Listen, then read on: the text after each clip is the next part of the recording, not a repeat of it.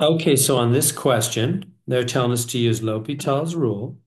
And what is L'Hopital's rule? Let's write that out. Let me see a small thing. So L'Hopital's rule basically says that whenever you have 0 over 0 or infinity over infinity, then take the derivative of the top and the bottom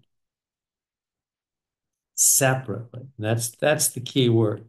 It's not quotient rule, separate derivatives. Anyway, so we got to have 0 over 0, infinity over infinity. Look at this thing. We don't even have a fraction right now. So we got to change this. We've got to change this to be a fraction. This right here. It's got to be changed. Why? Because we got to have 0 over 0, infinity over infinity. We got to have a fraction form before we're even allowed to use LOPI. So, okay, so I'm going to go, okay, the limit x goes to pi over 2. I'm going to make a fraction. Do you see what I can do? You can take that secant and he can jump to the bottom and become cosine of minus 5x. You aware of that? Secant is 1 over cosine. Remember from trig? Those are reciprocal functions. They're upside down. So that's the easiest thing to do. And then just leave the 6 cosine of 7x on the top. Let that secant jump to the bottom, become a cosine, because secant is cosine on the bottom. It's 1 over cosine. Okay. So why am I doing that again? I needed to make it a fraction because I got to get 0 over 0, infinity or infinity. Do I have that now?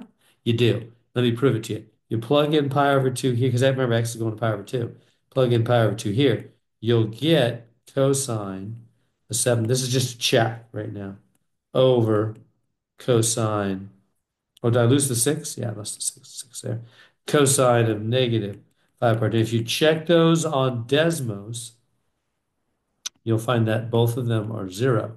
So that's 0 over 0. So this all is a check to make sure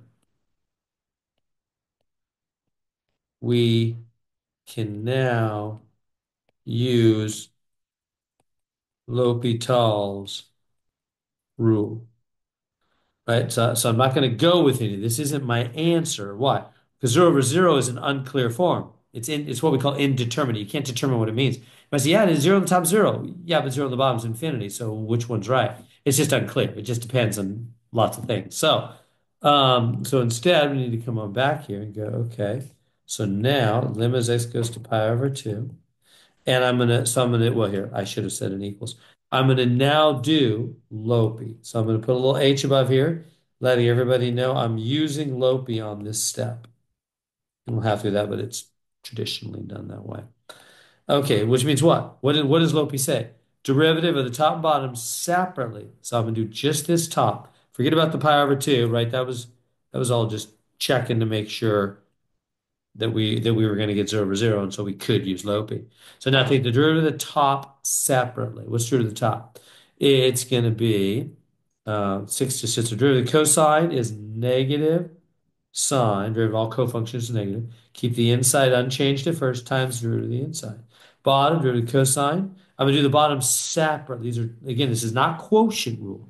Quotient rule is, they take turns and then you have over the bottom, over the denominator squared. This is not quotient rule. It's L'Hopital's rule, which is separate. Derivative of the top, separate derivative of the bottom. Derivative of cosine is negative sine. Keep the inside unchanged at first, times the derivative of the inside. Okay.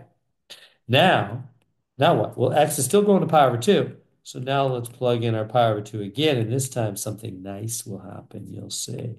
So now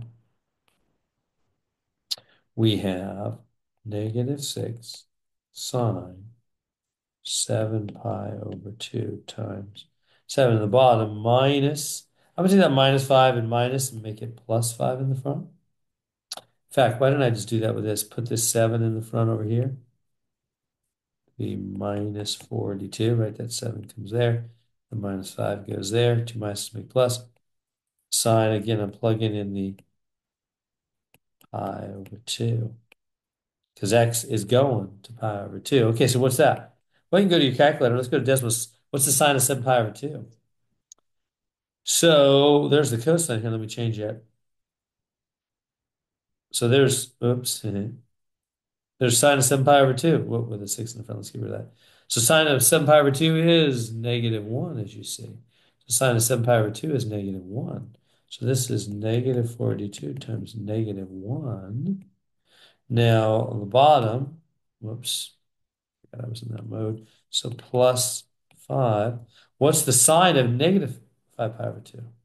Sine of negative 5 pi over 2 is the same thing, negative 1.